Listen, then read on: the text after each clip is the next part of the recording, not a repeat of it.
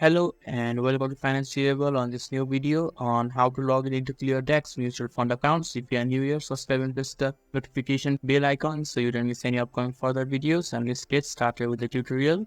So firstly, you need to open the web browser of your choice. In the top of the web browser, there will be a search bar. Just click on the search bar and type Cleartax mutual fund login. And when you have typed it, just click enter in the keyboard.